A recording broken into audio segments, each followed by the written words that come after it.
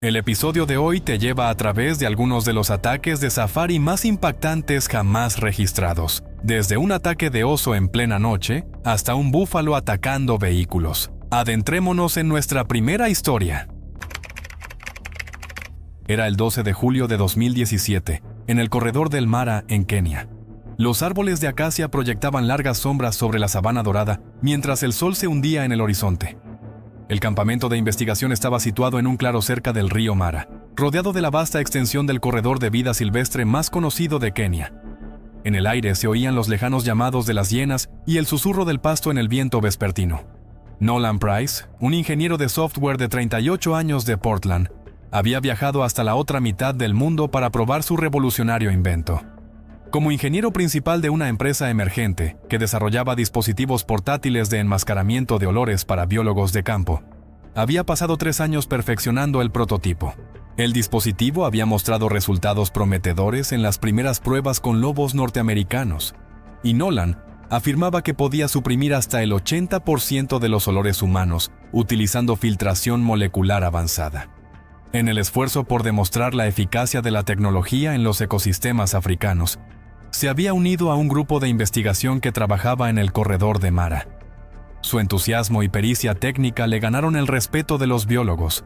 Aunque algunos miembros del equipo se preocupaban por su excesiva confianza en la tecnología aún no probada, Nolan estaba convencido de que su dispositivo revolucionaría la investigación de vida silvestre en todo el mundo, ya que permitiría a los científicos trabajar de manera segura cerca de los depredadores más peligrosos del mundo. El equipo de investigación había recibido un mensaje urgente de que un oso reintroducido, parte de un programa de reintroducción separado, se estaba moviendo de manera impredecible en su área. El oso grizzly macho de 180 kilogramos mostraba un comportamiento cada vez más atípico, se alejaba mucho de su territorio previsto y reaccionaba de manera inusualmente agresiva ante la proximidad humana. A pesar de las advertencias expresas de sus colegas, Nolan decidió llevar su dispositivo prototipo en lugar de llevar spray para osos o instalar alarmas de cable trampa alrededor del campamento. Rechazó los protocolos de seguridad como innecesarios y argumentó que su tecnología de camuflaje de olores ofrecía una protección superior. Los otros investigadores insistieron en las medidas de seguridad habituales, pero Nolan estaba convencido de que su dispositivo lo haría invisible para el peligroso depredador. Los osos grizzly son uno de los depredadores más temibles de América del Norte. Pesan hasta 360 kilogramos y pueden correr a una velocidad de hasta 56 kilómetros por hora. Su sentido del olfato es 7 veces más fuerte que el de un sabueso y les permite detectar fuentes de alimento a varios kilómetros de distancia.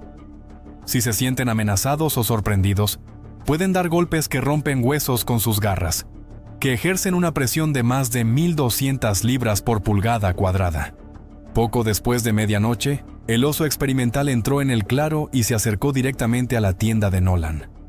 El prototipo no había logrado ocultar su calor corporal, ni tampoco el ligero olor a comida que había quedado de su bocadillo anterior.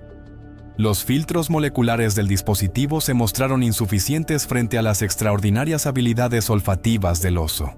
Con un solo golpe de sus masivas garras, el oso rasgó la tela de la tienda.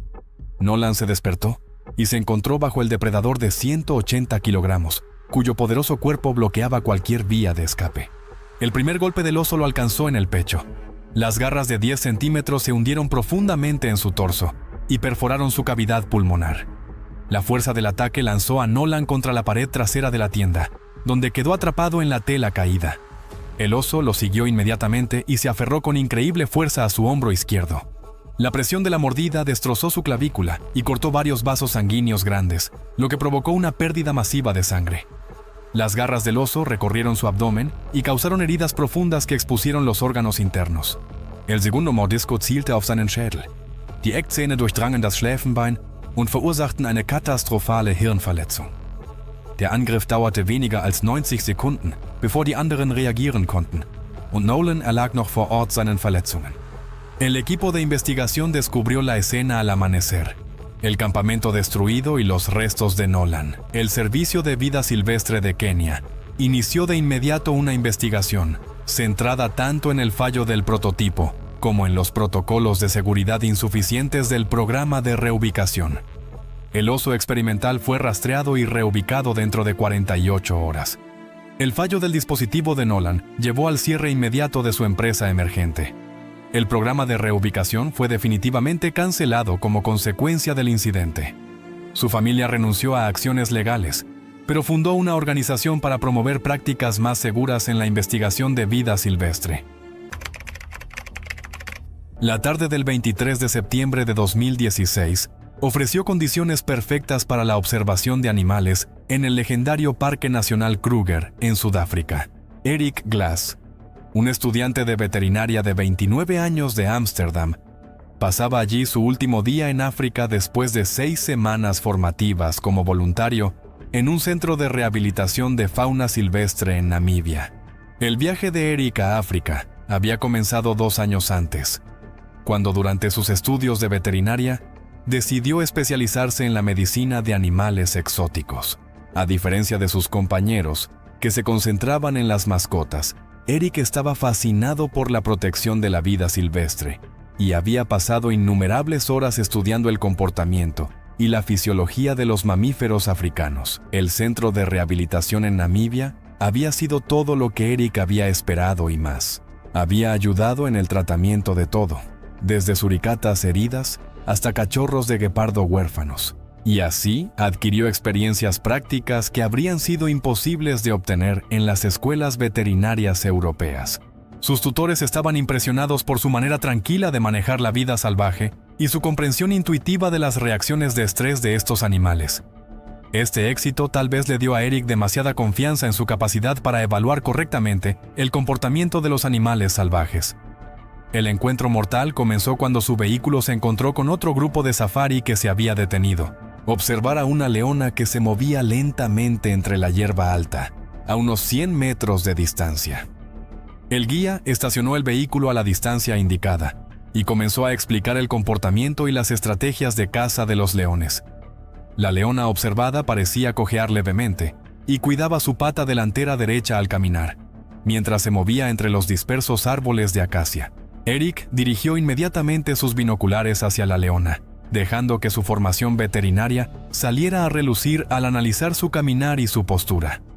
A pesar de la instrucción expresa del guía de permanecer tranquilos y sentados, Erik comenzó a levantarse en el vehículo y afirmó que necesitaba una mejor vista para evaluar correctamente el estado del animal. Cuando el guía le ordenó enérgicamente que se volviera a sentar, Erik argumentó que su experiencia profesional le permitía hacer observaciones que podrían ayudar al animal. A pesar de advertencias cada vez más urgentes, Erik abrió la puerta del vehículo y salió, con el deseo de acercarse a la leona y evaluar su estado de cerca. En el momento en que los pies de Erik tocaron el suelo, ambos guías empezaron a gritar en voz alta que debía volver inmediatamente al vehículo. Lo que Erik no entendía era que el comportamiento inusual de la leona no tenía que ver con una lesión o enfermedad.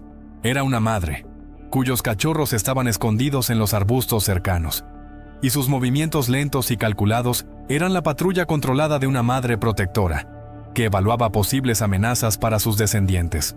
Als Erik sich etwa 30 Meter vom Fahrzeug entfernte, löste seine Bewegung jeden Schutzinstinkt aus, den die Evolution in die Löwin einprogrammiert hatte.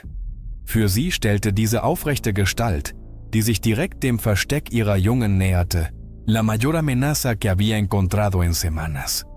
Los leones son cazadores que acechan por naturaleza, pero cuando protegen a sus crías, atacan directamente la amenaza sin intentar camuflarse ni sorprender.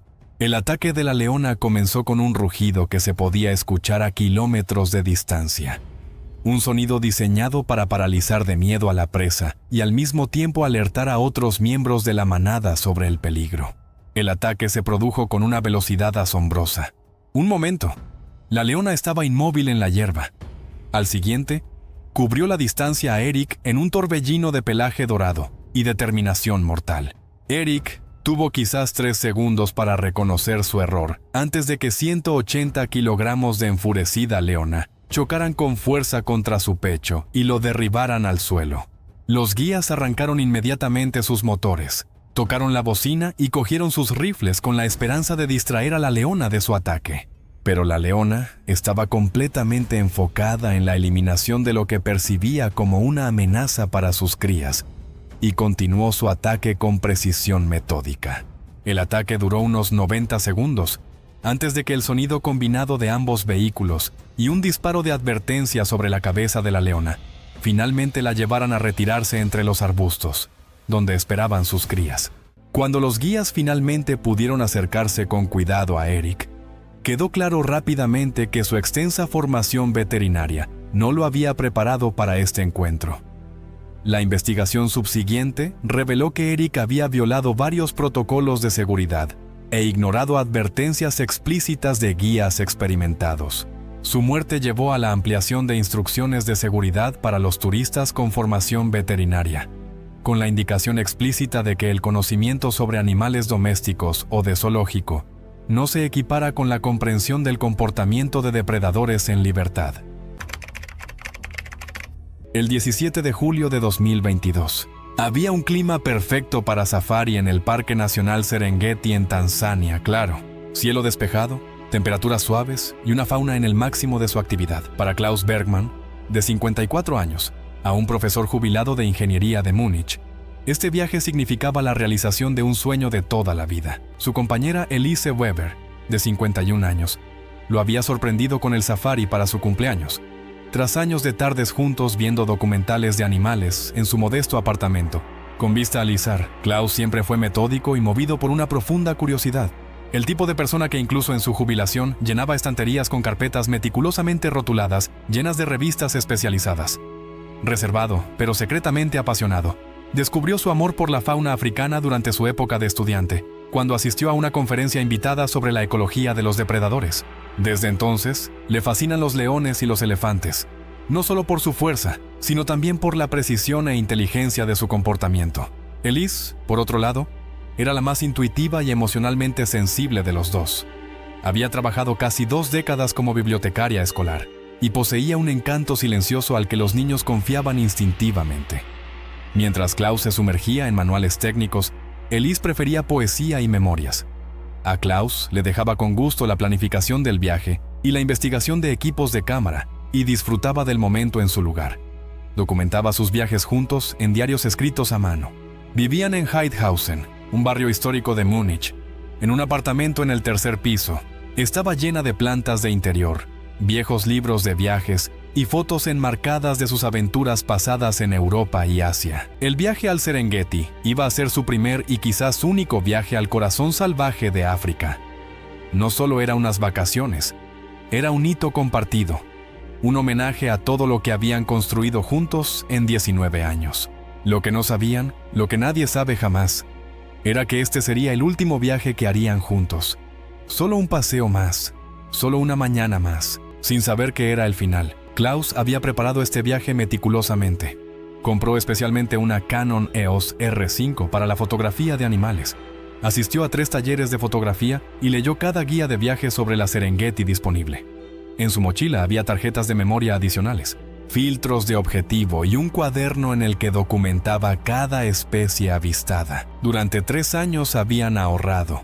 Podían permitirse este exclusivo safari a pie y eligieron Authentic Africa Expeditions debido a su excelente historial de seguridad y al tamaño reducido de los grupos. Su guía, Joseph Makundi, había dirigido safaris a pie durante 15 años sin incidentes. Esa mañana dio la habitual charla de seguridad en el campamento de lujo, en el que el grupo de 6 turistas había pasado la noche. Recalcó la importancia de permanecer unidos, advirtió sobre el alejamiento y dejó claro que en caso de un encuentro con depredadores, debían quedarse quietos y debía seguir sus instrucciones sin vacilar. Miró a cada uno a los ojos para asegurarse de su atención y comprensión. El safari a pie comenzó a las 6:30, con Joseph a la cabeza, mientras guiaba al grupo a través de paisajes de hierba dorada, salpicados de árboles de acacia. Hasta media mañana, el grupo ya había avistado cebras, jirafas y una manada de elefantes a lo lejos. Klaus estaba extremadamente feliz. Apenas podía contener su entusiasmo mientras le susurraba a Elise su fascinación. Este momento superaba todo lo que jamás había imaginado. Cerca de las 11:15, la grupo hizo una pausa cerca de un pequeño agujero de agua, en el que una familia de jabalíes bebía con cautela. Mientras Joseph explicaba el ecosistema a los otros turistas, Klaus notó un hermoso tucán de pico amarillo, que estaba posado en una rama a unos 50 metros de distancia, y se lo señaló a Elise en voz baja. Estaba decidido a capturar este momento. Había soñado con una imagen así durante años. Sin informar a Joseph, Klaus y Elise se alejaron silenciosamente del grupo y se acercaron al pájaro con pasos cuidadosos y deliberados. Klaus estaba tan enfocado en capturar la foto perfecta que no se dio cuenta de lo lejos que se habían alejado del resto del grupo. Después de hacer varias tomas, Klaus propuso emprender el camino de regreso a través de un sendero de animales que rodeaba un grupo de arbustos. Estaba convencido de que en el otro lado volverían a unirse al grupo. Podrían, y aseguró a Elise, que comenzaba a parecer preocupada.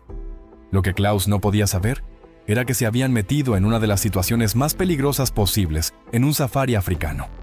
En la hierba alta detrás de los arbustos había una leona que observaba a sus 3 cachorros jugando. El sendero que Klaus y Elise habían elegido, los condujo directamente entre la madre y sus crías. Una posición que despierta el instinto de protección más profundo de cualquier depredador. A las 11:27, mientras estaban cerca de los arbustos, dieron la vuelta. Elise fue la primera en notar movimiento en la hierba. 3 cachorros de león jugaban cerca. La alarma sonaba en su voz mientras advertía a Klaus con urgencia y se aferró a su brazo. Ella quería regresar de inmediato. Klaus levantó instintivamente la cámara. El reflejo del fotógrafo prevaleció por un momento sobre el sentimiento de peligro. Murmuró algo sobre «solo una foto más», y ya estaba ajustando el objetivo.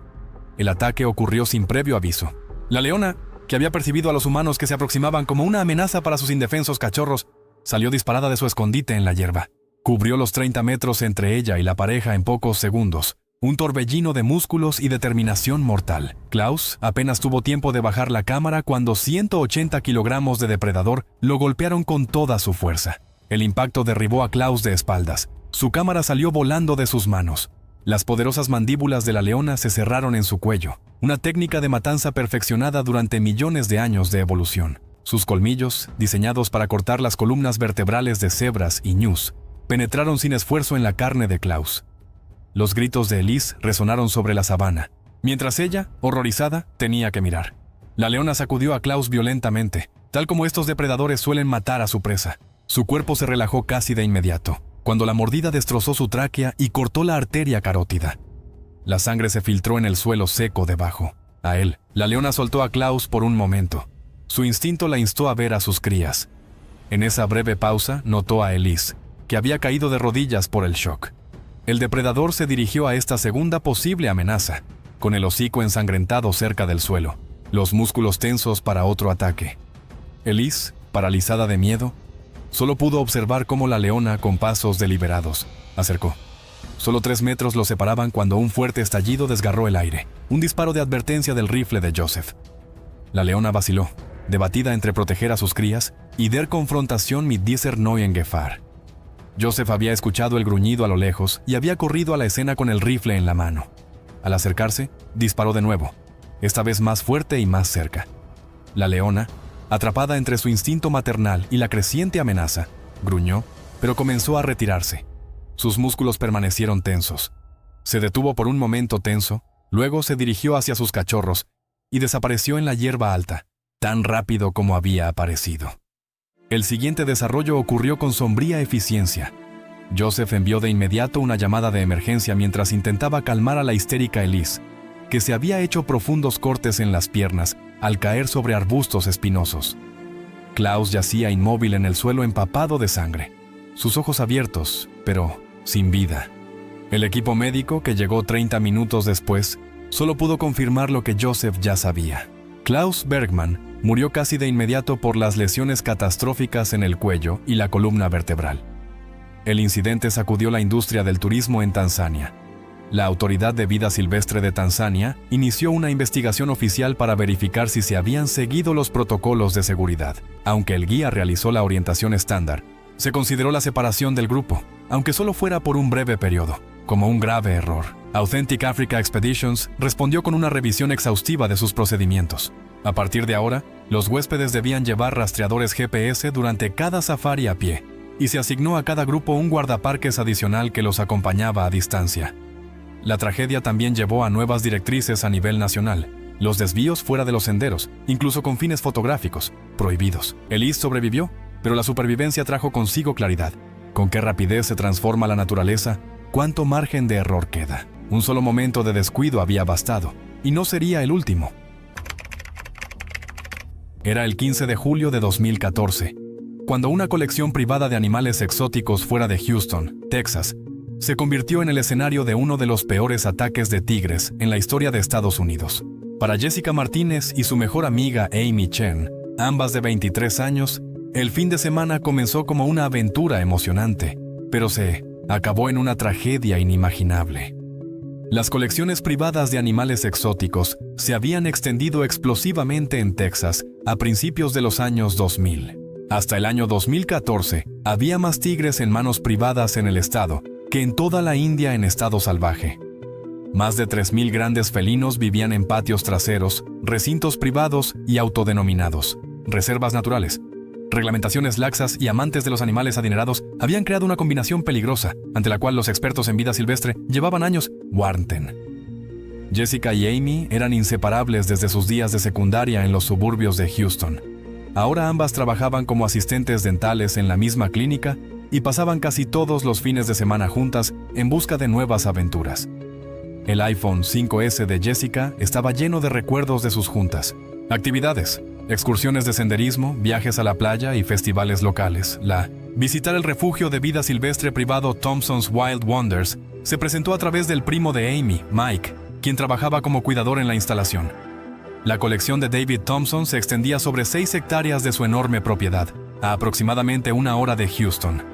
El exitoso empresario petrolero había comenzado en 2008 a adquirir animales exóticos para reunir y cabalgar en la ola de zoológicos privados que se extendieron por los Estados Unidos. En su propiedad vivían 7 tigres, 4 leones y varios otros depredadores peligrosos que se mantenían en recintos que apenas cumplían con los requisitos mínimos del estado. El primo de Amy, Mike, Wilson, de 35 años, era el ejemplo típico de un cuidador de zoológico privado. A pesar de no tener formación zoológica, había trabajado con los felinos grandes de Thompson durante 3 años. Como muchos empleados de instalaciones privadas, había adquirido su experiencia exclusivamente a través del trabajo práctico. Thompson pagaba bien y proporcionaba alojamiento en el terreno, lo que hacía el trabajo atractivo a pesar de los riesgos. Las chicas llegaron a las 4:30 de la tarde, justo cuando el sofocante calor del verano en Texas comenzaba a disminuir. La entrada de la instalación era sorprendentemente sencilla. Una puerta de eslabones de cadena con un cartel de advertencia descolorido. La joya de la corona del lugar era Raja, un tigre de Bengala macho de 8 años, que Thompson había comprado como cachorro a un comerciante de animales en Oklahoma. El comerciante tuvo que vender sus animales exóticos debido a dificultades financieras. La aparición de Raja desde su refugio de cemento hizo que las 2 chicas soltaran un audible jadeo. Con más de 230 kilogramos, era una impresionante vista. Los tigres son máquinas de matar perfectas de la naturaleza. Su fuerza de mordida supera 1000 psi, lo suficientemente fuertes como para aplastar la columna vertebral de un búfalo. Sus garras tienen la fuerza para romper cráneos y sus garras retráctiles pueden llegar a medir hasta 10 centímetros. Lo más importante, sin embargo, es que incluso los tigres nacidos en cautiverio conservan todos sus instintos naturales de caza. La alimentación vespertina comenzaba a las 17:15. El recinto de Rajas, una estructura de cadena de aproximadamente 12 por 18 metros, tenía en un lado una estrecha esclusa de alimentación. La valla tenía 3,6 metros de altura, y con alambres hacia adentro, que supuestamente debían evitar que se trepara. ¿Cuántas instalaciones privadas utilizaban estos simples sistemas de alimentación, en lugar de las sofisticadas medidas de seguridad que son comunes en los zoológicos acreditados? Mike sacó un cubo con pollo crudo de un congelador cercano, y comenzó con la rutina de alimentación familiar que había realizado cientos de veces. Ambas chicas se colocaron en la zona de espectadores designada, a aproximadamente 1,5 metros del cerco. La impresionante habilidad de Raja para atrapar trozos de carne en el aire hizo que las chicas sacaran sus teléfonos móviles para capturar el momento. El ataque llegó sin previo aviso. Mike, que estaba concentrado en la alimentación, no se dio cuenta de que Jessica se acercaba más a la valla. Ella trataba de hacerse el selfie perfecto con su iPhone 5S y sin darse cuenta, se iba acercando más para obtener un mejor ángulo. Amy, distraída por el rugido de otro tigre, se dio vuelta por un momento alejándose del recinto. Mike había visto a menudo a turistas que tomaban riesgos similares y asumían que conocían las reglas. Quedarse detrás de la valla, nicht zu nahe herantreten. Als Rajas Aufmerksamkeit sich von der Nahrung auf Jessica verlagerte, reagierte Mike zunächst nicht. Er dachte, es sei nur ein kurzer Moment. Tiger fixieren sich oft auf movimientos, pero entonces vio que Jessica se había acercado a menos de 1 metro del recinto. Esta distancia activó el instinto de depredador del tigre. Raja saltó. La fuerza de su impacto contra la cerca fue explosiva. La red de eslabones de cadena, debilitada por años de clima tejano, cedió en una conexión. La enorme garra de Raja atravesó el hueco creado. Sus garras de 10 centímetros se clavaron en el hombro de Jessica y la arrastró hacia él. La cerca se rompió más cuando Raja metió la cabeza y los hombros.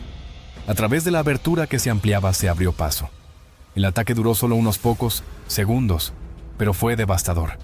Alrededor de las 17:20, solo 5 minutos después de comenzar la alimentación, las poderosas mandíbulas de Raja se cerraron con una fuerza enorme alrededor del torso de Jessica, aplastando inmediatamente su hombro y clavícula. Sus garras desgarraron carne y músculos mientras intentaba acercarla más a él. Mike gritó e intentó intervenir, pero el agarre del tigre era inflexible. Arrojó más carne en dirección a Raja, con la esperanza de que él absulenquen, pero fue inútil. El enfoque de Raja estaba completamente en su presa. Sus instintos estaban en pleno modo de caza. La violencia cruda del ataque no le dio a Jessica ninguna oportunidad de escapar. Amy gritó e intentó agarrar a Jessica, pero sus esfuerzos fueron inútiles contra la fuerza abrumadora del tigre. Con manos temblorosas, buscó su móvil y marcó 17:24 el «Emergencias». La llamada llegó al servicio de rescate, pero debido a la ubicación remota del terreno, la ayuda tardaría al menos 20 minutos. Leblos. En medio del caos, Mike intentó ahuyentar al tigre, pero el cuerpo de Jessica ya había sido arrastrado más cerca de la valla. Cuando los primeros equipos de emergencia llegaron a las 5:44, Jessica llevaba varios minutos, inconsciente. La masiva pérdida de sangre y las graves heridas resultaron ser mortales.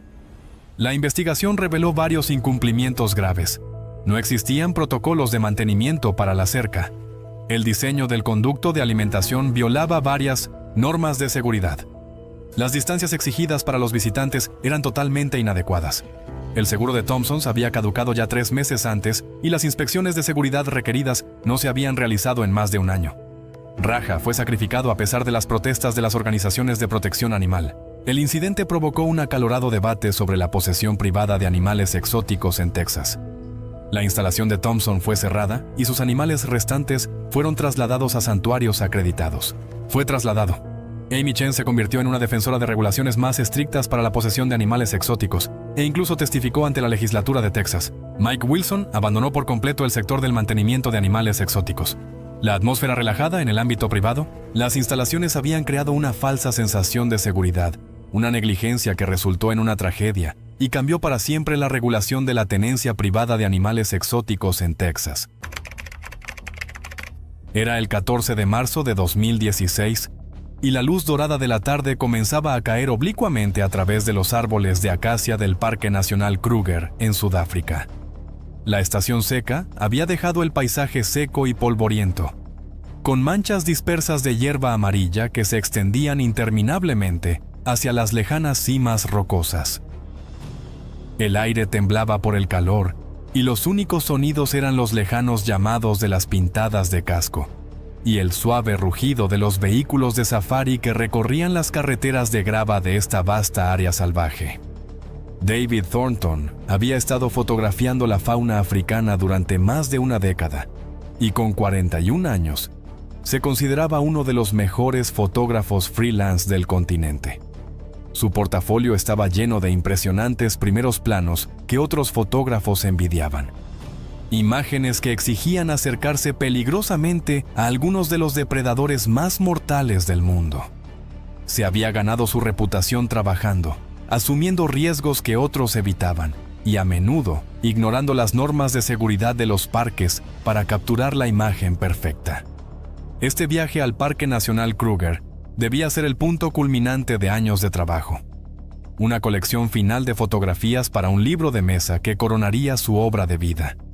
David había seguido a una manada de leones durante 3 días, estudiado sus movimientos y esperado el momento adecuado. Se sentía cada vez más seguro cerca de estos animales y estaba convencido de que su experiencia de años le había enseñado a interpretar su lenguaje corporal y predecir su comportamiento. Esa tarde, David descubrió un majestuoso león macho que descansaba a la sombra de un árbol de marula, a unos 180 metros de la carretera principal. El león era enorme.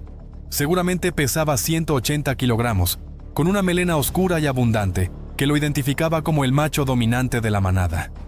Estaba tendido en la sombra moteada y parecía ignorar completamente el mundo a su alrededor. Su masiva cabeza descansaba sobre sus patas. Los leones africanos son depredadores ápice que han dominado la sabana durante milenios. Los machos adultos pueden pesar hasta 230 kilogramos y alcanzar velocidades de hasta 80 kilómetros por hora en sprints cortos, durante la temporada de apareamiento, que típicamente dura de mayo a agosto. Los machos se vuelven extremadamente territoriales y agresivos, defendiendo su manada y sus derechos de apareamiento con violencia mortal. Sus poderosas mandíbulas pueden ejercer una presión de más de 650 libras por pulgada cuadrada, lo suficientemente fuerte como para romper huesos y cortar columnas vertebrales de un solo mordisco. David estacionó su vehículo de alquiler a unos 90 metros de distancia y observó al león a través de su teleobjetivo. La foto era buena, pero no excelente. El ángulo no era el correcto y la presencia del vehículo en la imagen arruinaría la composición natural que buscaba. Ya había hecho docenas de tomas similares desde vehículos, pero esta imagen requería algo diferente, algo que lo destacaría de todas las demás fotos de leones. Contrario a cualquier regla que había aprendido, David abrió silenciosamente la puerta de su vehículo y pisó el suelo polvoriento. Lentamente se movió, con la cámara en la mano, usando los arbustos espinosos dispersos como cobertura mientras se acercaba al león descansando. Las orejas del animal se movían ocasionalmente, pero no mostraba signos de alarma mientras David se acercaba más, y finalmente se detenía a una distancia estimada de unos 9 metros. La masiva cabeza del león se levantó ligeramente. Ojos amarillos se fijaron con intensidad depredadora en el intruso humano. David se quedó inmóvil con el dedo sobre el disparador de su cámara y esperó el momento perfecto. Lo que él no sabía era que este macho en particular estaba bajo un fuerte estrés territorial, un estallido temprano de agresión que a veces ocurre antes del pico de la temporada de apareamiento, desencadenado por la competencia de machos más jóvenes que cuestionaban su dominio. El león se levantó con un movimiento fluido. Su corpulento cuerpo se lanzó hacia arriba como un resorte tensado. David logró tomar 2 fotos más antes de que el comportamiento del depredador cambiara abruptamente. Las orejas del león se pegaron al cráneo.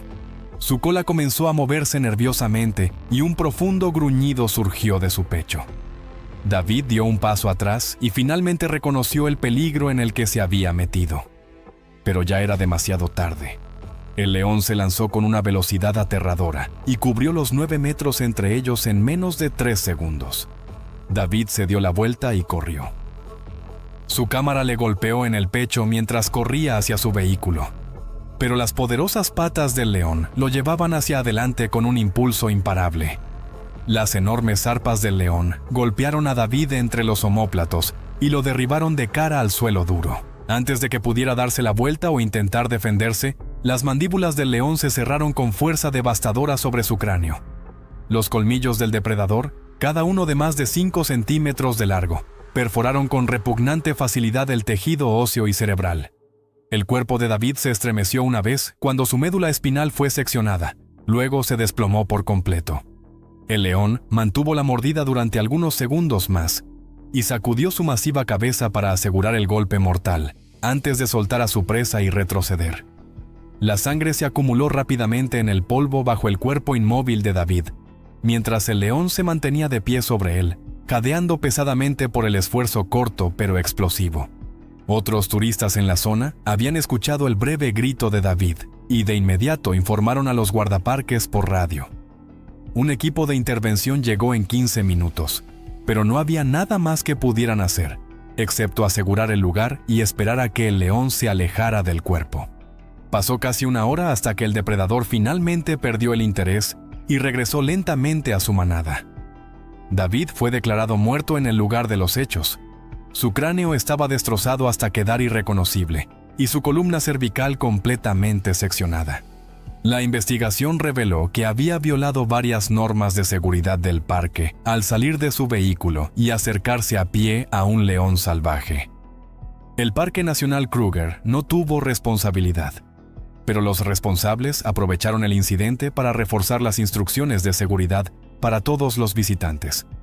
La cámara de David, que fue encontrada cerca de su cuerpo, contenía las 2 últimas fotos que había tomado. Impresionantes primeros planos del león que lo mató. Su familia decidió no publicarlas.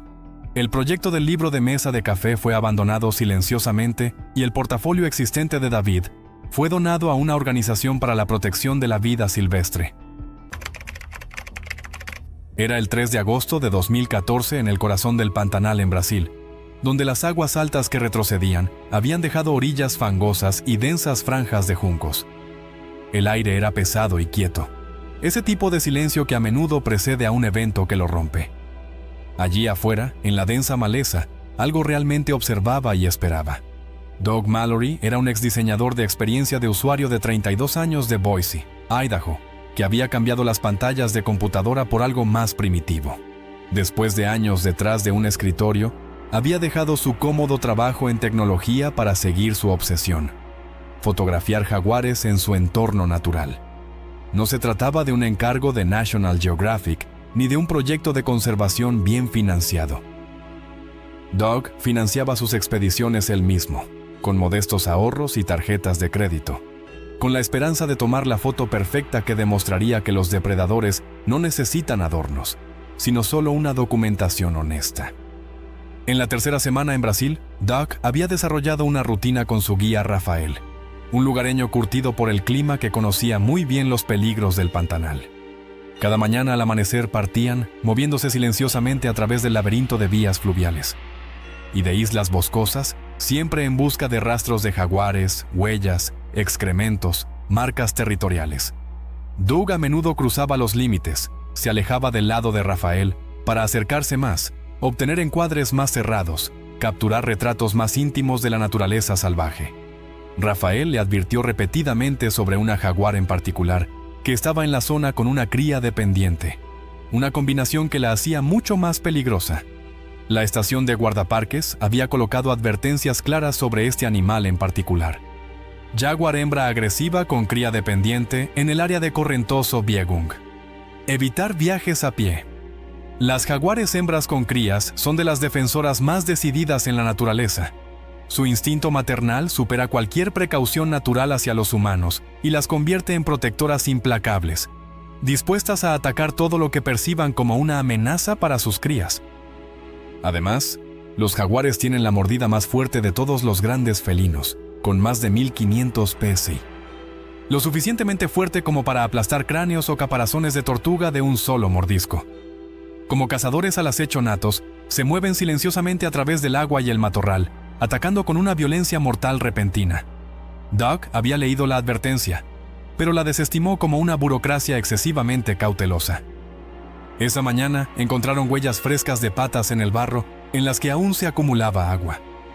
Rafael dio una señal de precaución, pero Doug, frustrado por semanas de intentos fallidos, se adelantó a su guía. No sabía que la jaguar ya había dado la vuelta hace horas y ahora circulaba contra el viento. Quería una foto a ras del suelo, enmarcada por juncos dorados, con el agua salpicada de luz solar detrás. Se agachó en la orilla, la cámara lista. Entonces ocurrió el desastre. La jaguar salió de su escondite. Rafael solo vio una sombra borrosa que golpeó la espalda de Doug como un martillo. El felino lo empujó con un salto silencioso de cara al lodo. Sus mandíbulas se cerraron en la base del cráneo. Hubo un crujido repugnante, luego un breve espasmo de pánico. Botas que pateaban, brazos que se agitaban salvajemente, mientras el jaguar lo agarraba de la cabeza hacia atrás y lo arrastraba, la columna vertebral doblada de manera antinatural. En una fracción de segundo, Doug había desaparecido. Una sola bota yacía medio sumergida en el agua, y las plantas de junco estaban cubiertas con largas vetas rojas. Un amplio rastro de arrastre conducía a la maleza, y ya se cerraba de nuevo detrás de los dos. El ataque había sido rápido y eficiente, tal como millones de años de evolución lo habían inculcado a los jaguares. A diferencia de las a menudo largas luchas con otros depredadores, las matanzas de jaguares suelen ser instantáneas. Sus poderosas mandíbulas destrozan estructuras vitales, incluso antes de que la víctima pueda comprender lo que está sucediendo. Rafael, desarmado y consciente de la inutilidad de una persecución en la densa maleza, donde una madre jaguar protectora esperaba, pidió ayuda y vigiló el lugar empapado de sangre. 2 horas después, llegaron guardabosques con rifles y machetes. Siguieron el rastro de arrastre unos 30 metros, hasta que terminó en un claro pisoteado, cubierto de sangre y mechones de pelo esparcidos. A pesar de extensas búsquedas y cámaras trampa colocadas en el área, los restos de Doug Mallory nunca fueron encontrados. La jaguar había hecho lo que los jaguares hacen: eliminar eficientemente una amenaza percibida para su cría y hacer desaparecer las huellas en el impenetrable laberinto del pantanal. Su equipo de cámara dañado por el agua fue finalmente entregado al consulado estadounidense en Cuiabá. La última foto mostraba solo un fragmento borroso de vegetación, tomada solo unos minutos antes del ataque. En Boise se llevó a cabo una pequeña ceremonia conmemorativa a la que asistieron antiguos colegas y fotógrafos de vida silvestre locales que comprendían los riesgos que Doug había asumido conscientemente. Un periódico brasileño publicó una breve nota: turista estadounidense presuntamente muerto por un jaguar en Poconé. No se encontraron restos. No hubo titulares sensacionalistas, ni un llamado a la venganza contra la jaguar. En el Pantanal, había triunfado el instinto depredador. Era el 5 de marzo de 2013 en Tanzania. La niebla matutina aún colgaba sobre el denso dosel del Parque Nacional Gombe Stream, mientras los primeros rayos de sol atravesaban los antiguos árboles de caoba. A lo largo de las orillas del lago Tanganika, esta reserva de 52 kilómetros cuadrados ha albergado durante más de 5 décadas la revolucionaria investigación sobre chimpancés de Jane Goodall. El suelo del bosque estaba cubierto de hojas caídas que, como una alfombra natural, amortiguaban los pasos de los visitantes mientras recorrían los sinuosos senderos. El joven de 24 años, Jonah Reiser, ajustó las gastadas correas de su mochila mientras seguía al pequeño grupo ecopedagógico más adentro en el bosque. Jonah, un estudiante de sociología de Massachusetts, había abandonado sus estudios en el 3er año, argumentando que la ciencia tradicional no podía satisfacer su hambre de experiencias de vida reales. Su año sabático ya lo había llevado por 3 continentes, pero Tanzania significaba algo especial para él: la oportunidad de observar a los parientes más cercanos de la humanidad en su entorno natural. La fascinación de Jonah por la antropología evolutiva rozaba la obsesión. Entre su equipo de viaje había copias desgastadas de los artículos de investigación de Frans de Waal, y a menudo discutía durante horas con otros viajeros sobre el comportamiento de los primates y la evolución humana. Sus amigos en casa lo conocían como el tipo que podía analizar dinámicas sociales durante horas, ya sea en el comedor de una universidad o en el recinto de monos de un zoológico. Poseía un entusiasmo contagioso que lo hacía popular entre los mochileros, aunque su tendencia a humanizar a los animales a veces causaba que los viajeros más experimentados fruncieran el ceño. El grupo se había unido a esta expedición en particular para observar las famosas comunidades de chimpancés que habían hecho mundialmente famoso el sueño de Gombos. Jonah bromeaba a menudo que los chimpancés eran básicamente niños pequeños, peludos, con actitud, y estaba convencido de que su formación sociológica le permitía obtener una percepción única de su comportamiento. Creía que al imitar sus expresiones faciales y gestos, podía establecer una forma primitiva de comunicación. Una teoría que quería probar urgentemente. Los chimpancés comparten aproximadamente 98,8% de su ADN con los humanos, y son nuestros parientes vivos más cercanos. Los machos adultos pueden pesar hasta 70 kilogramos y poseen una fuerza unas 5 veces mayor que la de un humano promedio. Sus estructuras sociales son complejas y jerárquicas, donde los machos dominantes afirman su estatus mediante demostraciones agresivas y alianzas estratégicas. Estos primates se comunican a través de un sofisticado sistema de vocalizaciones, expresiones faciales y lenguaje corporal, en el que ciertos gestos tienen significados territoriales o amenazantes claros. Durante la pausa del mediodía del grupo cerca de un claro, Jonah notó un movimiento en los árboles a unos 30 metros de distancia. Un gran ejemplar macho de chimpancé, reconocible por su hocico que empezaba a envejecer y su cuerpo musculoso. Estaba sentado en una rama baja observando a los visitantes humanos. El guía había instruido a todos que mantuvieran la calma y evitaran el contacto visual directo. Pero la curiosidad de Jonah superó su cautela. Sacó un pequeño espejo de su mochila, lo orientó de manera que capturara la luz solar y comenzó lo que él consideraba una interacción amistosa. Él retiró los labios y mostró los dientes en una sonrisa exagerada, mientras miraba al chimpancé directamente a los ojos. En contextos sociales humanos, esto puede considerarse juguetón o amigable, pero en la comunicación de los chimpancés, enseñar los dientes junto con mirar fijamente representa un gesto de amenaza inequívoco. La postura del chimpancé cambió instantáneamente. Su pelaje se erizó mientras se erguía a su máxima altura y emitía una serie de chillidos agudos que resonaban por el bosque. Sin advertencia, saltó de la rama y corrió a gran velocidad por el claro. El ataque fue de una eficiencia devastadora. El chimpancé golpeó a Jonah con ambos puños en el pecho, lo que lo lanzó de espaldas a la maleza. Antes de que Jonah pudiera reaccionar, las poderosas mandíbulas del animal se clavaron en su hombro izquierdo. Los colmillos perforaron músculos y tendones. La fuerza de agarre del chimpancé, diseñado para moverse entre las copas de los árboles, fue abrumador, mientras sacudía a Jonah como una muñeca de trapo. Los intentos de Jonah por protegerse fueron en vano contra la fuerza y agilidad superiores del animal. Las mordidas siguientes del chimpancé apuntaron específicamente a sus brazos y el torso. Cada ataque se ejecutó con una precisión mortal. La pérdida de sangre comenzó rápidamente, ya que se cortaron vasos sanguíneos grandes. Los intentos desesperados del guía de ahuyentar al atacante con ruido y objetos arrojados llegaron demasiado tarde. En cuestión de minutos, Jonah sucumbió a las graves heridas y a la masiva pérdida de sangre. Las autoridades de vida silvestre de Tanzania iniciaron de inmediato una investigación del incidente para esclarecer las circunstancias que llevaron al encuentro mortal. El chimpancé atacante no fue matado, ya que los oficiales determinaron que el comportamiento de Jonah había desencadenado una reacción de defensa natural.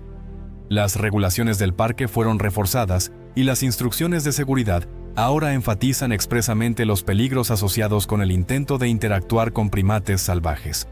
La familia de Jonah donó para el trabajo educativo de investigación de primates, con la esperanza de prevenir futuras tragedias mediante una mejor comprensión del comportamiento animal.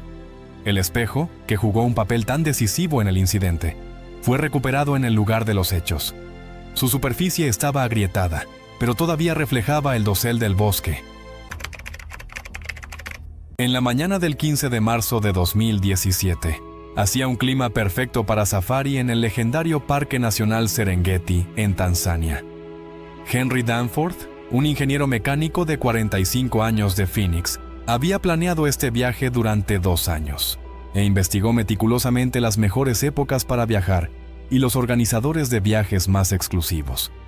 Su esposa Silvia, de 42 años, una bibliotecaria reservada, al principio estaba indecisa, pero finalmente se acostumbró a la idea cuando Henry le prometió alojamientos lujosos y estrictos protocolos de seguridad. Su hijo Mason, de 12 años, había sido el verdadero impulso detrás de toda la expedición. Desde que podía caminar, estaba obsesionado con los grandes felinos. Las paredes de su dormitorio estaban cubiertas con pósteres del National Geographic de leones, leopardos y guepardos. Durante años, les había suplicado a sus padres que lo llevaran donde pudiera ver a estos majestuosos depredadores en su hábitat natural. La personalidad de Henry siempre había sido más bien poco convencional. En el trabajo, era conocido por encontrar soluciones creativas que a menudo eludían los procedimientos habituales. Una característica que le había valido varias promociones, pero también, ocasionalmente, reprimendas de supervisores que preferían adherirse a las reglas establecidas. Esta confianza en su propio juicio resultaría fatal en la naturaleza africana. En su tercer día en el Serengeti, Henry tomó una decisión que perseguiría para siempre a los miembros sobrevivientes de su grupo. Decepcionado por no haber avistado leones en la mañana y decidido a ofrecerle a Mason la experiencia de cerca, del que había soñado tanto tiempo, Henry ordenó a su guía que condujera muy lejos de las rutas turísticas establecidas. Cuando el guía expresó su preocupación por adentrarse en áreas donde otros vehículos no podían proporcionar ayuda en caso de emergencia, Henry desestimó las advertencias con la misma confianza que mostraba ante problemas técnicos. La familia se encontraba en un claro remoto, rodeado de hierba alta. Mientras sacaban su almuerzo del vehículo, la emoción de Mason era claramente palpable. El guía había dejado el motor en marcha, una medida de seguridad común. Aber die friedliche Umgebung wiegte alle langsam in ein trügerisches Gefühl der Sicherheit. Mason beging den fatalen Fehler, der die Tragödie auslösen sollte. In der Hoffnung, Wildtiere für bessere Fotos anzulocken, begann er Stücke seines Sandwiches in das Gras außerhalb des Fahrzeugs zu werfen. Henry, ganz darauf konzentriert, seine teure Kameraausrüstung einzustellen, notó el comportamiento de su hijo solo cuando ya era demasiado tarde. Justo antes de que Sylvia pudiera detenerlo, un movimiento en los arbustos cercanos captó la atención de todos. La leona emergió de la hierba alta. Los leones africanos son uno de los depredadores más aterradores de la Tierra. Las hembras pesan típicamente entre 120 y 180 kilogramos y están compuestas de puro músculo y tejido óseo. Sus poderosas mandíbulas pueden ejercer una fuerza de mordida de más de 45 kilogramos por centímetro cuadrado, mientras que sus garras retráctiles pueden llegar a medir hasta 4 centímetros de largo, perfectas para agarrar y desgarrar carne. Los leones pueden alcanzar velocidades de hasta 80 kilómetros por hora en carreras cortas, y su extraordinaria visión nocturna las hace igualmente mortales, tanto de día como de noche. El guía intentó salir inmediatamente, pero Henry insistió en esperar un momento más para tomar la foto perfecta. La leona, ahora a solo unos 20 metros del vehículo, había captado el olor a comida esparcida y examinaba la situación con cautelosa curiosidad. Mason, que finalmente vio a un león de cerca, suplicó a su padre que lo dejara bajar para tomar una mejor foto. En contra de todos los protocolos de seguridad que le habían enseñado, y a pesar de las cada vez más desesperadas objeciones del guía, Henry tomó la decisión que le costaría la vida a su familia. Abrió la puerta del vehículo y salió con la cámara en la mano, convencido de que su presencia permitiría la dramática toma de vida salvaje con la que siempre había soñado. Mason, que vio a su padre afuera y de ninguna manera quería perder esta oportunidad, salió antes de que Sylvia pudiera detenerlo. Sylvia, que no quería abandonar a su familia, siguió a su hijo fuera del vehículo.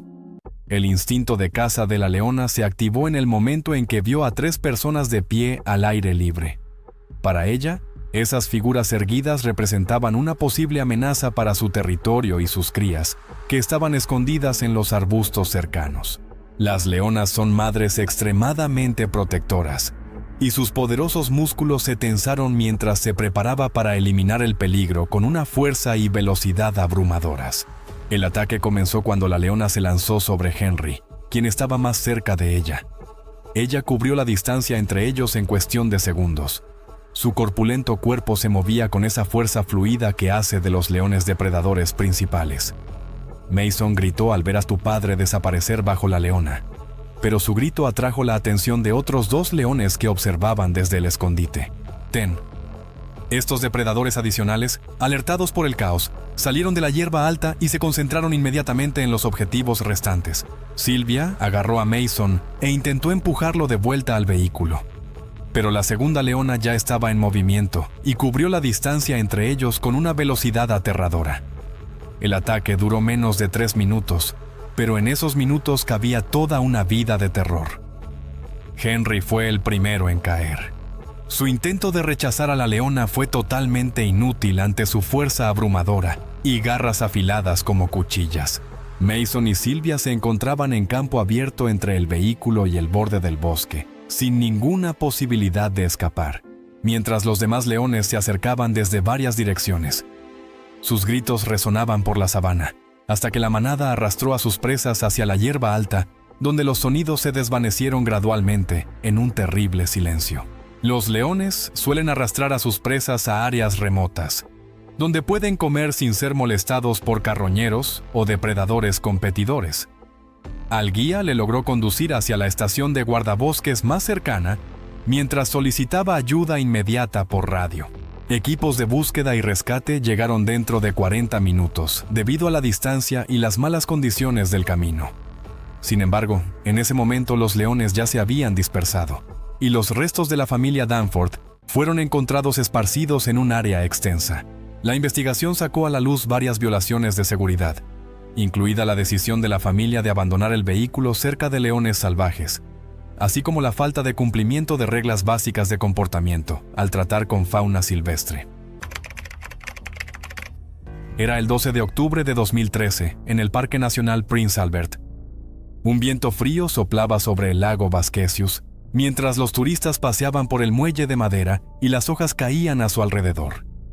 En los arbustos justo detrás del sendero, algo observaba silenciosamente la escena, ya que Armstrong era un empleado postal recién jubilado de 55 años de Winnipeg, que había cambiado 3 décadas detrás del mostrador postal por la silenciosa pasión de la fotografía de vida silvestre. No era un entusiasta experimentado de las actividades al aire libre, pero tenía una verdadera pasión por fotografiar alces en su entorno natural, especialmente en las brumosas horas de la mañana, cuando la luz y las sombras creaban condiciones fotográficas perfectas.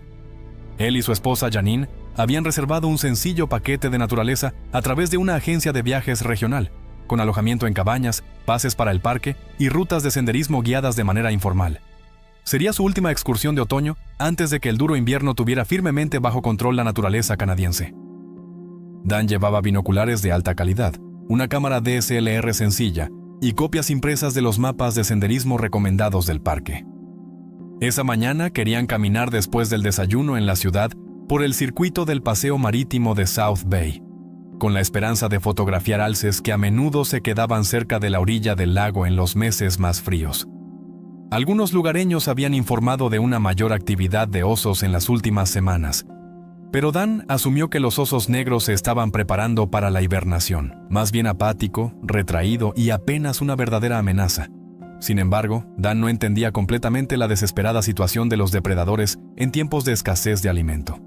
Los osos negros, aunque generalmente más pequeños y tímidos que sus parientes grizzly, pueden volverse extremadamente peligrosos si no logran acumular suficientes reservas de grasa para la hibernación.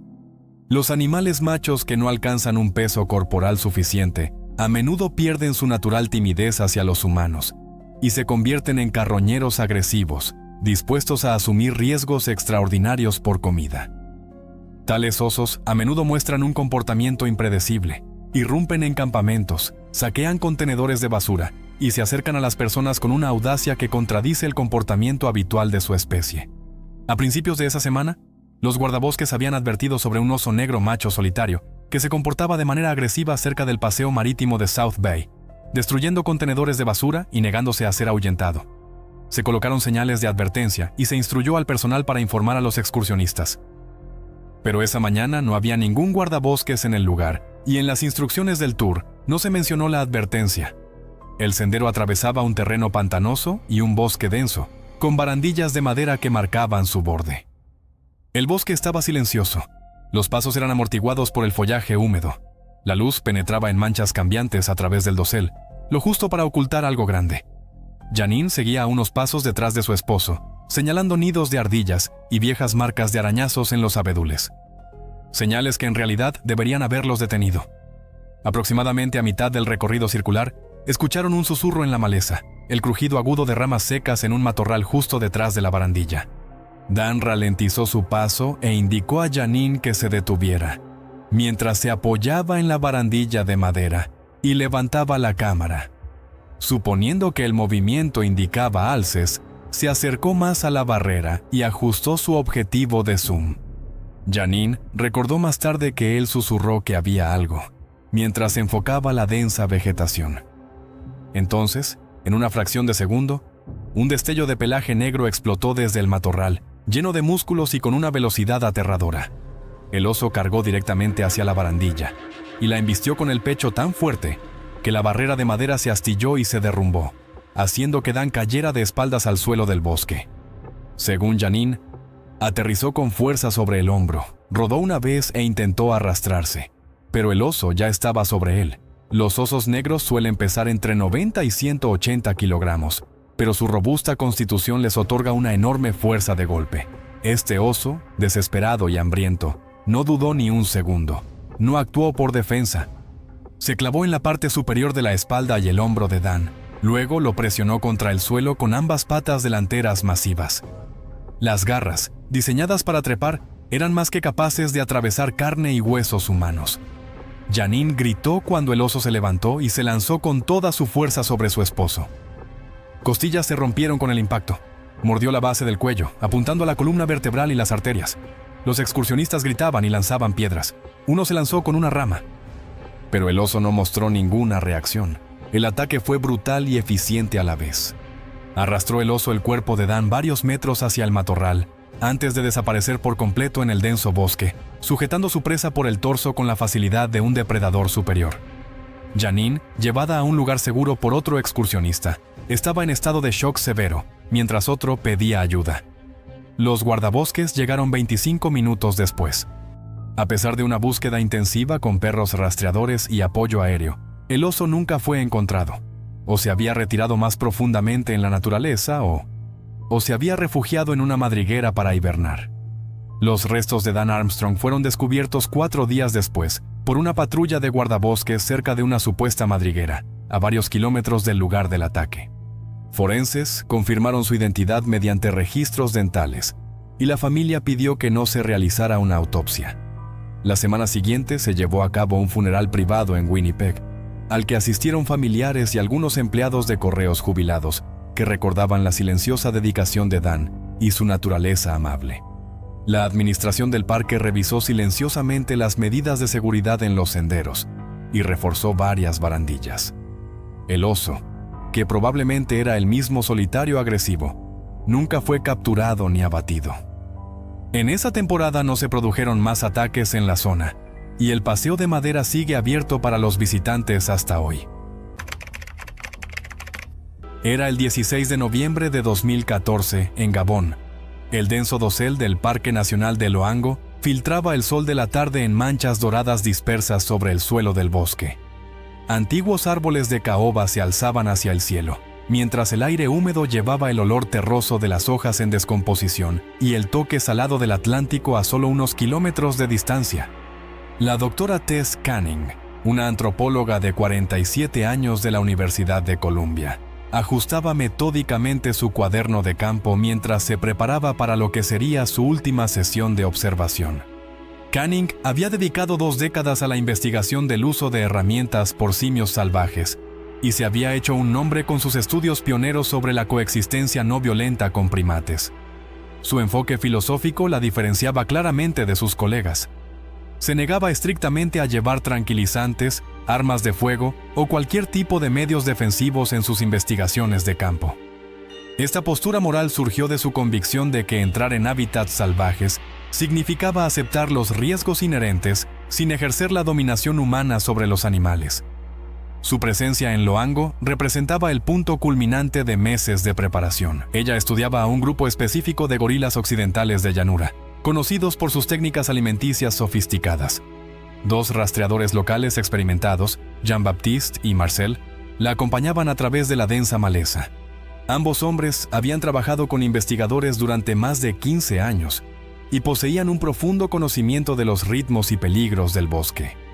Sus rostros curtidos por el clima mostraban preocupación mientras se acercaban al árbol frutal en el que el grupo de gorilas solía reunirse durante la alimentación a última hora de la tarde. Los gorilas de llanura occidental representan la subespecie de gorilas más numerosa. Sin embargo, siguen siendo considerados en peligro de extinción, con menos de 100,000 individuos que aún viven en libertad. Estos masivos primates pueden pesar hasta 180 kilogramos, con los machos de espalda plateada actuando como protectores dominantes de sus grupos familiares. A pesar de su apariencia imponente, los gorilas son generalmente herbívoros pacíficos que pasan la mayor parte del día buscando frutas, hojas y cortezas. Sin embargo, los espaldas plateadas defienden agresivamente su territorio y a los miembros de su familia cuando perciben amenazas. La observación de la tarde comenzó rutinariamente, mientras Canning documentaba el comportamiento alimenticio del grupo cerca de un enorme árbol frutal. El dominante espalda plateada, un macho de 25 años que los rastreadores llamaron Macaya, mostró una inquietud inusual durante toda la semana. Sus golpes en el pecho eran más frecuentes y mostraba una mayor vigilancia ante cualquier movimiento en la vegetación circundante. Jean-Baptiste sugirió en voz baja terminar la sesión temprano, ya que el comportamiento de Macaya parecía cada vez más inestable. Canning desechó sus preocupaciones e insistió en quedarse para documentar lo que describió como ajustes alimenticios relacionados con el estrés. Su curiosidad científica superó las advertencias experimentadas de los rastreadores sobre el temperamento deteriorante de Macaya, mientras el grupo se situaba a unos 30 metros del lugar de alimentación. El espalda plateada de repente dejó de alimentarse. El masivo cuerpo de Macaya se tensó al percibir la presencia humana. Sus oscuros ojos fijaron la posición de Canning, mientras sus labios se torcían en una mueca amenazante. El gorila de 180 kilogramos comenzó un gesto de intimidación. Se erguió a toda su altura y tamborileó con golpes atronadores en su pecho, que resonaron por el bosque. Los miembros más pequeños de la familia huyeron hacia la vegetación circundante, mientras los sonidos de Macaya aumentaban de gruñidos profundos a rugidos explosivos. El espalda plateada inició un falso ataque y acortó la distancia hacia el grupo de investigación con sorprendente rapidez. Sus nudillos retumbaron contra el suelo del bosque mientras corría hacia la posición de Canning, deteniéndose a solo unos metros y continuando con su presentación agresiva. Ambos rastreadores se retiraron inmediatamente a una distancia segura y le gritaron a Canning que los siguiera. En lugar de eso, Canning se mantuvo firme, con una postura corporal deliberadamente calmada, creyendo que señales de sumisión solo exacerbaban la confrontación. Su formación académica le había enseñado que los gorilas rara vez convierten ataques simulados en ataques reales. Por lo general, utilizarían gestos de intimidación para mostrar dominancia sin usar violencia física. Ella se quedó inmóvil, evitó el contacto visual directo y mantuvo los brazos relajados a los lados. Sin embargo, el segundo ataque de Macaya fue real. El corpulento espalda plateada golpeó a Canning con una fuerza devastadora. Sus fuertes brazos se estrellaron con un poder tremendo contra su cabeza y torso. El impacto la lanzó hacia atrás contra un tronco caído, donde su cráneo chocó contra la madera dura con un crujido desagradable. Macaya continuó su ataque. Sus enormes manos causaron graves lesiones en el cráneo, mientras el cuerpo de Canning se volvía flácido bajo su abrumadora fuerza. El ataque duró menos de 30 segundos, antes de que Macaya se retirara para reunirse nuevamente con su dispersa familia. Jean-Baptiste y Marcel esperaron varias horas antes de acercarse a la inmóvil figura de Canning y confirmar lo que ya sospechaban debido al ángulo antinatural de su cuello y el charco de sangre que se extendía bajo su cabeza. Las autoridades del parque recuperaron el cuerpo de Canning la mañana siguiente e iniciaron una investigación rutinaria del incidente.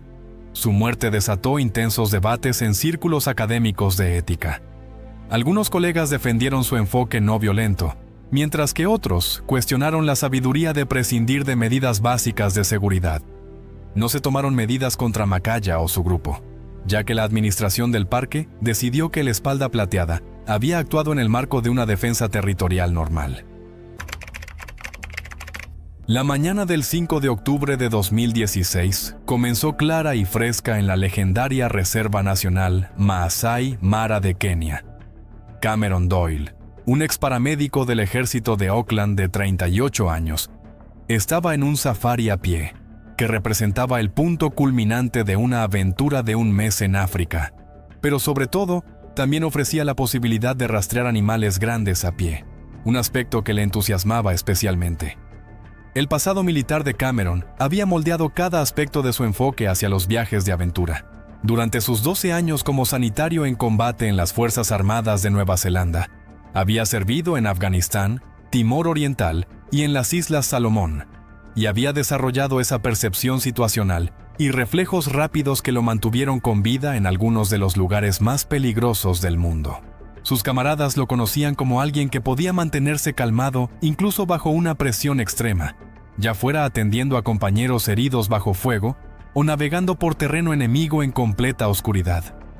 Precisamente por esta razón, el safari a pie en la Masai Mara había atraído a Cameron, porque ofrecía esa experiencia auténtica y arriesgada que las excursiones en vehículos no podían proporcionar. A diferencia de la seguridad de los vehículos cerrados de safari, las safaris a pie colocaban a los participantes directamente en el ecosistema como presas potenciales. Esto requería constante vigilancia y la capacidad de interpretar señales ambientales que determinan la vida y la muerte. Su guía era Joseph Kimani, un guardabosques masái de 45 años que había realizado patrullas a pie en la Mara durante más de 20 años. Joseph llevaba un rifle del calibre .458 Winchester Magnum y disponía de un conocimiento enciclopédico sobre patrones de comportamiento de la fauna salvaje, rutas de migración estacionales y sutiles señales ambientales que indicaban actividad de depredadores.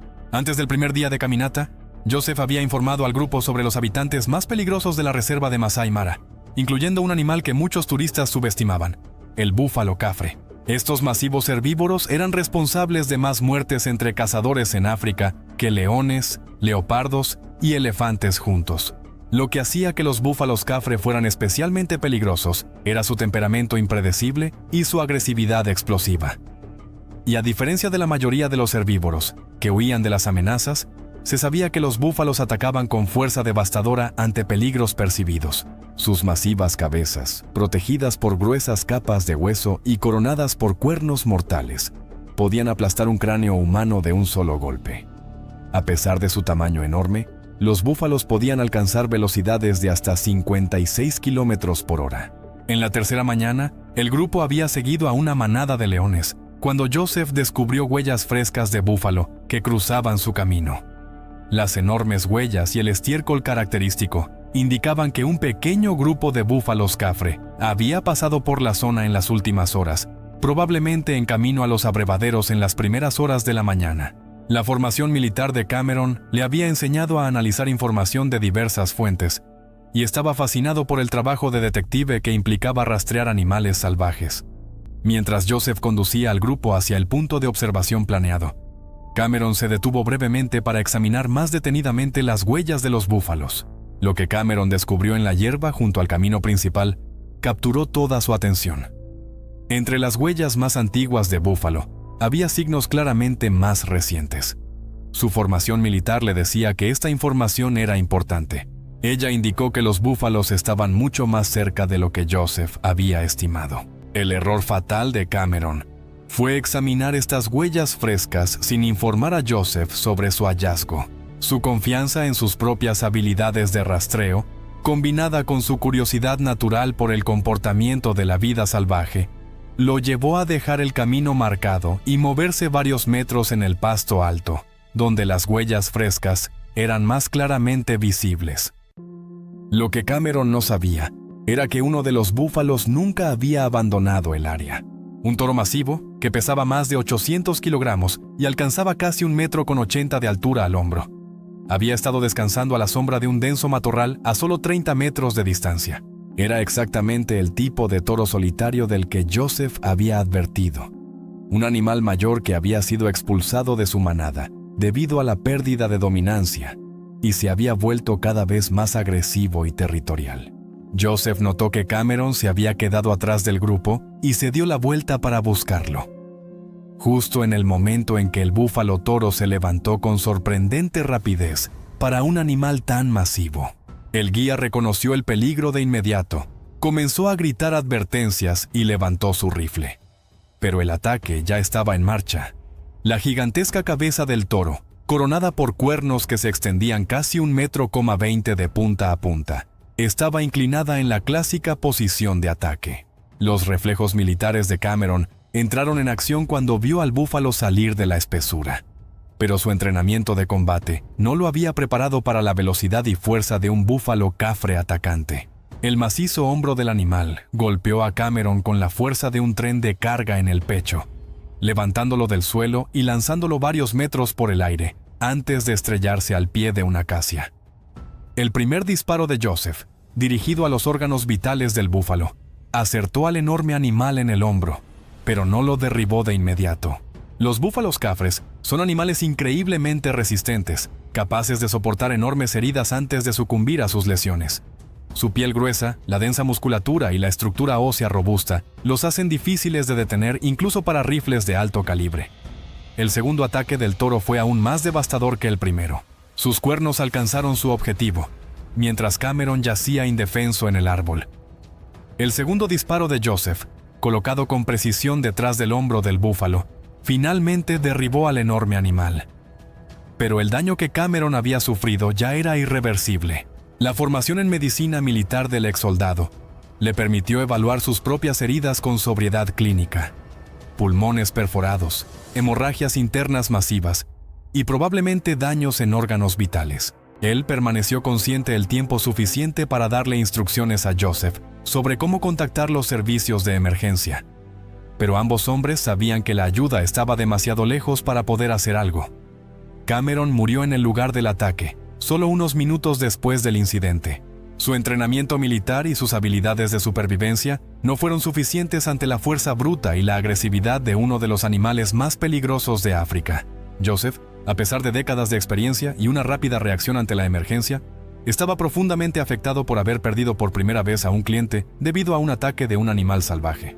El incidente fue un recordatorio impactante de que incluso los guías más experimentados y los turistas mejor preparados siguen siendo vulnerables ante la naturaleza impredecible de los animales salvajes que defienden su territorio. El 12 de noviembre de 2021, se formaron nubes oscuras sobre la zona de conservación de Ngorongoro en Tanzania, cuando comenzó la corta temporada de lluvias. Para Anatoly y Elena Petrov, recién casados de San Petersburgo, la tormenta que se acercaba no se sentía como una advertencia. Solo añadió un atractivo adicional a su viaje a lo salvaje. Este debía ser el más inolvidable de sus vidas. Apenas 10 días antes se habían dado el «sí, quiero» en una capilla silenciosa fuera de la ciudad, después de una relación de 5 años que los había guiado a través de la escuela, situaciones de emergencia y éxitos. Anatoly, de 31 años, había construido un pequeño imperio tecnológico tras el auge del Bitcoin de 2017. Su encanto era directo y sin filtros. Su energía a menudo dejaba a las personas a su alrededor sin aliento. Elena, de 29 años, era precisa y tranquila, una cirujana pediátrica que había pospuesto su luna de miel 3 veces para cumplir con su horario de operaciones. El safari era el sueño de Anatoly, una escapada a la belleza cruda de la naturaleza, antes de volver a dedicarse a sus carreras y al tranquilo ritmo de la vida matrimonial. Habían elegido la oferta más exclusiva, el paquete Diamond Safari de Tanzanian Luxury Expeditions. Todo estaba perfectamente organizado: lodge privada, guía privado, vehículo propio y un itinerario a medida alejado de los caminos turísticos habituales. La noche anterior habían estado sentados durante horas en la veranda de la cabaña, mirando el cielo estrellado con chardonnay frío y siguiendo su ruta para el día siguiente en un mapa impreso. Anatoly había marcado un valle remoto conocido por rinocerontes negros y búfalos cafre. Emmanuel Mekapa, su guía experimentado con 15 años de experiencia en safaris, había discutido la ruta con ellos durante el desayuno al día siguiente. Había notado que el cielo ya se volvía gris al amanecer y dudó cuando mencionaron los senderos occidentales, empinadas, estrechas y especialmente vulnerables bajo la lluvia. Pero Anatoly había insistido con la esperanza de fotografiar animales que pocos habían visto jamás. Elena había cedido a su entusiasmo y se tranquilizó por la seguridad de Emmanuel al volante. Hasta el final de la mañana se habían adentrado profundamente en la reserva. El vehículo, un Land Rover Defender, reforzado con suspensión especial y neumáticos para terreno, manejó el terreno irregular sin esfuerzo. Las primeras horas cumplieron todas sus expectativas. Vieron un gato cerval que se deslizaba silenciosamente por la hierba alta, y tuvieron una rara vista de un pangolín que se arrastraba desde debajo de un tronco de árbol. Un rinoceronte negro estaba sobre una cresta, como si estuviera posando para ellos. Elena se apoyó en el hombro de Anatoly. Sus ojos brillaban de asombro. La cámara de Anatoly hacía clic sin cesar, mientras él parecía hablar cada momento en su memoria. Hacia las 11:30, el ambiente cambió de repente. Las nubes se condensaron en un manto oscuro sobre ellos. El viento se intensificó. Algunas gotas pesadas golpearon el parabrisas del Defender. Luego, la lluvia se convirtió en densos velos, acompañada de un trueno que retumbó sobre el cráter. Emmanuel observó el cambio del tiempo con creciente preocupación, tocando repetidamente la pantalla de su móvil y revisando los mapas de radar. La tormenta se movía más rápido de lo previsto. Aconsejó regresar. Pronto los caminos se volverían intransitables. Anatoly preguntó si aún había tiempo para una última parada. El Valle de los Búfalos, que había marcado en el mapa, estaba directamente adelante y técnicamente más cerca que el camino de regreso. Emmanuel finalmente estuvo de acuerdo, pero advirtió que tendrían que regresar de inmediato si las condiciones empeoraban. 15 minutos después, el camino comenzó a transformarse debajo de ellos. El sendero polvoriento se convirtió en una capa resbaladiza de barro rojo.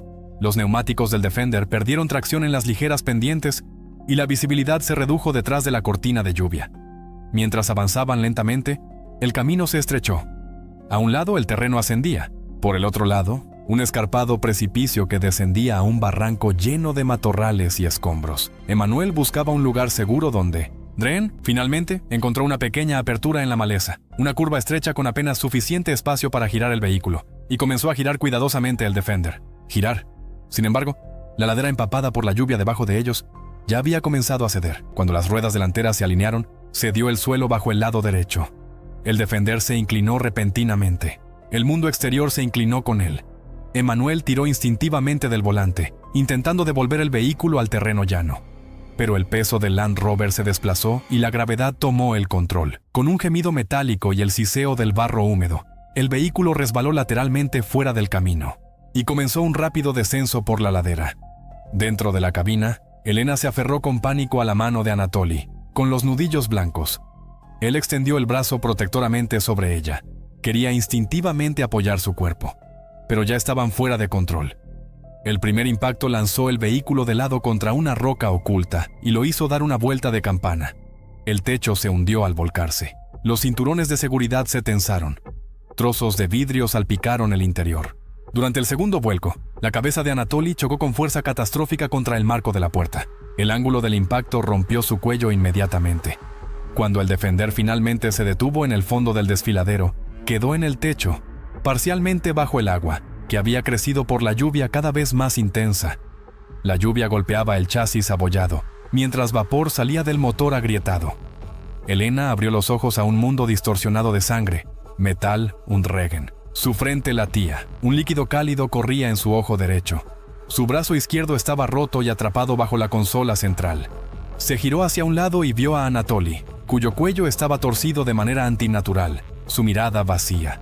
Por un momento lo miró incrédula. Luego algo se rompió en su interior, mientras la verdad se abría paso. Se liberó. El agua ascendente ya golpeaba contra su cintura, con el brazo ileso, jadeando con cada movimiento, que le enviaba punzantes dolores por el cuerpo. Con un esfuerzo desesperado, se arrastró por la cabina invertida, apartó vidrios rotos para liberar una ventana destrozada. Su pierna derecha se rasgó en el borde afilado, pero no se detuvo. Se sacó del naufragio, colapsando en el lodo al lado del vehículo, sollozando de dolor y pérdida. Minutos transcurrieron, quizás también más. Finalmente, encontró suficiente fuerza para llegar a un tronco caído y apoyarse temblorosa en él. El arroyo, que antes era un hilo de agua, ahora crecía y convertía el suelo del barranco en una inundación poco profunda.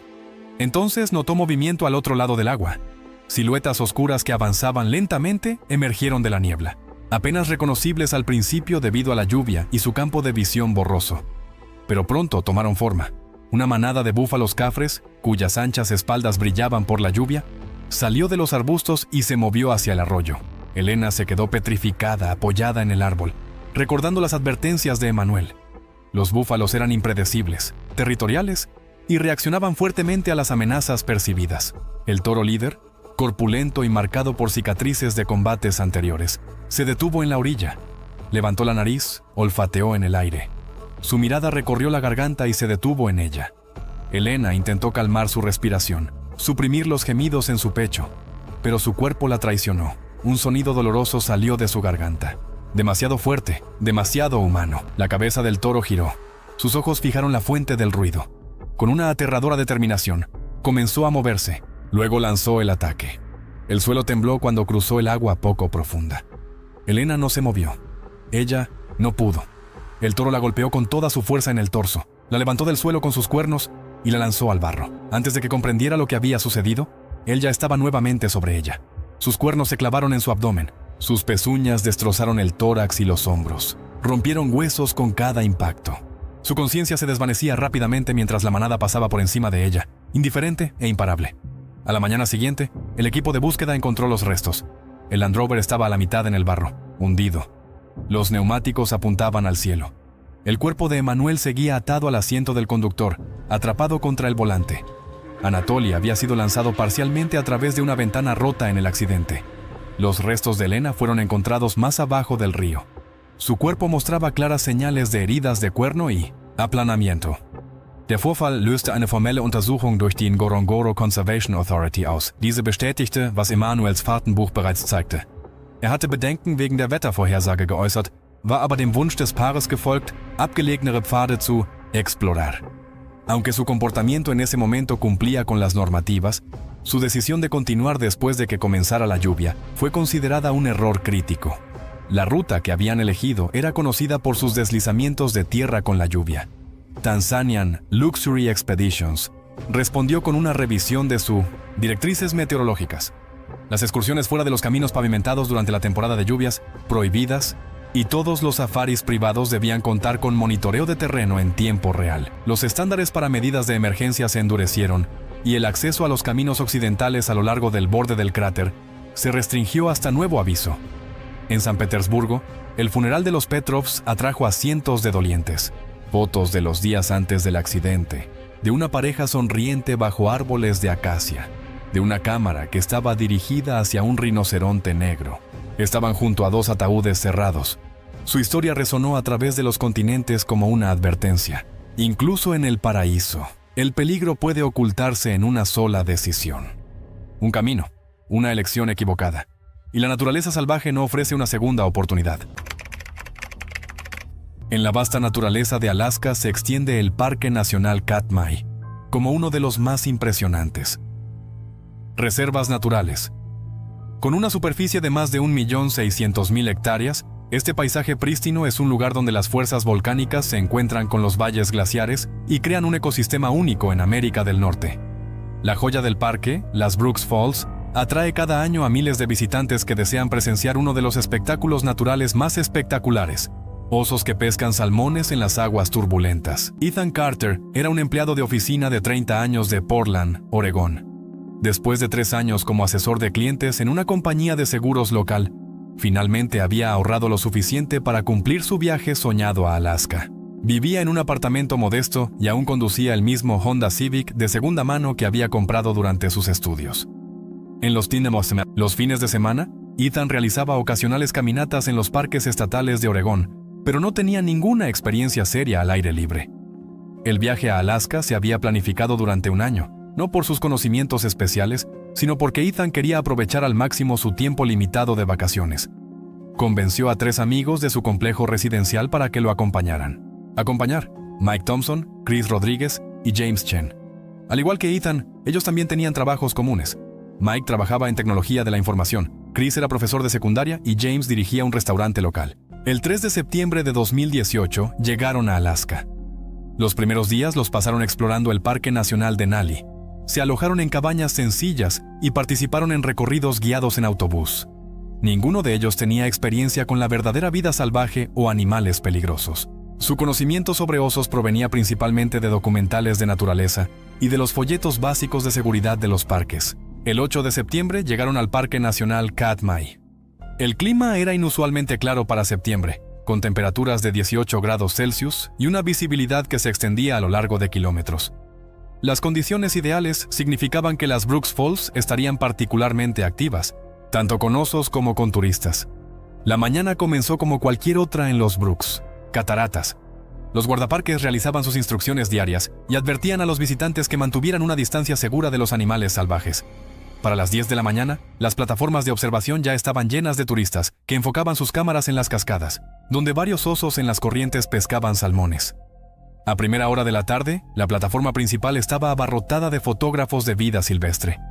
Sus equipos costosos, teleobjetivos más largos que el brazo de un hombre y cuerpos de cámara con un valor de miles de dólares, les permitían tomar impresionantes primeros planos de los osos mientras mantenían una distancia segura. Entre los osos que fotografiaban, también estaba el oso 856, un macho dominante que había dominado estas aguas durante casi una década.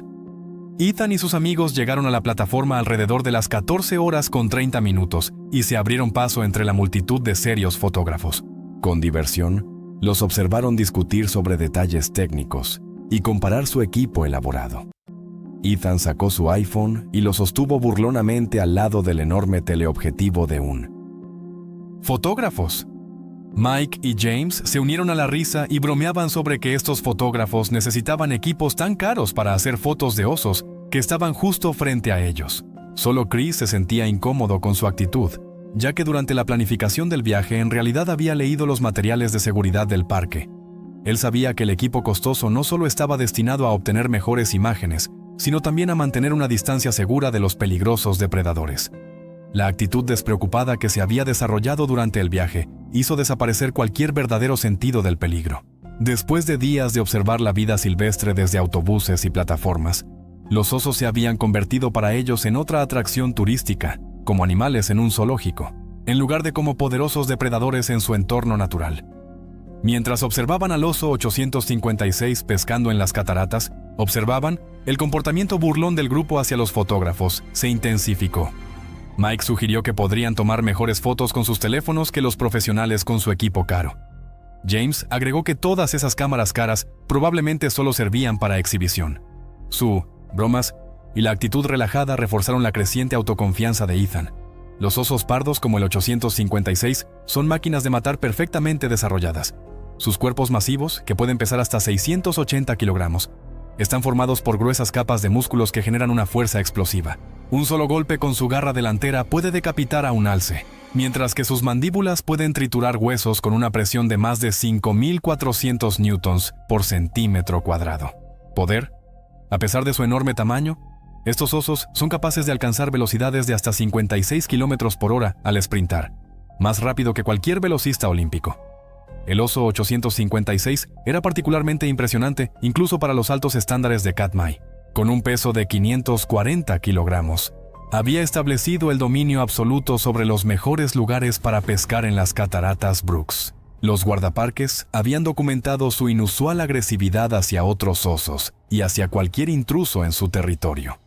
Su enorme cuerpo estaba marcado por cicatrices de innumerables peleas, un testimonio de años de brutales enfrentamientos que le habían asegurado su posición en la cima de la jerarquía. Ethan descubrió un camino aparentemente claro hacia el agua y tomó su decisión fatal. Señaló un lugar desde el que tendría un mejor ángulo de visión que todos los demás en la plataforma. Chris protestó de inmediato, recordando la instrucción de seguridad de la mañana, así como los numerosos letreros de advertencia. Pero sus preocupaciones fueron recibidas con risas y bromas, desestimados. La imprudencia de la decisión de Ethan hizo la tragedia aún peor. No había un gran objetivo, ni un proyecto fotográfico profesional, solo el deseo impulsivo de un joven de acercarse más que todos los demás. Quería demostrarse a sí mismo, incitado por las amistosas provocaciones de sus amigos y una completa equivocación del peligro. Cuando Ethan trepó sobre la barrera de seguridad, Chris hizo un último intento desesperado por detenerlo. Su voz estaba tensa de verdadera preocupación, pero Mike y James seguían considerándolo una broma e incluso animaron a Ethan a acercarse aún más para obtener una mejor toma. Los otros fotógrafos en la plataforma se dieron cuenta de lo que ocurría. Algunos movían la cabeza incrédulos, mientras que otros intentaban apresuradamente alertar a los guardabosques cercanos. Ethan descendió con confianza hasta la orilla y levantó su iPhone mientras se movía. La distancia de seguridad de 45 metros, establecida por décadas de investigaciones y numerosos encuentros con osos, se redujo rápidamente. Momentos. 36 metros, luego 27, luego solo 23 metros del punto donde el oso 856 pescaba. El enorme depredador notó la perturbación de inmediato. El ataque ocurrió con una velocidad aterradora. Oso 856 salió disparado de su lugar de pesca y cubrió la distancia hasta Ethan en pocos segundos. Su ataque fue silencioso, sin rugidos, sin gruñidos amenazantes. Solo 540 kilogramos de pura fuerza muscular y furia destructiva, que con letal precisión se dirigieron hacia él. Ethan apenas logró darse media vuelta antes de que el primer golpe lo alcanzara. El primer golpe vino de la zarpa izquierda del oso, cuyas garras de 10 centímetros de largo destrozaron la chaqueta de Ethan y su espalda. Abrieron. La fuerza del impacto lo lanzó de cara al suelo y le sacó el aire de los pulmones. Antes de que comprendiera lo que sucedía, las enormes mandíbulas del oso se clavaron en su muslo derecho. La fuerza de mordida de un oso grizzly supera la de un león o un tigre, y el oso 856 demostró esta fuerza con un efecto devastador. Sus dientes cortaron músculos, tendones y huesos como si fueran de papel.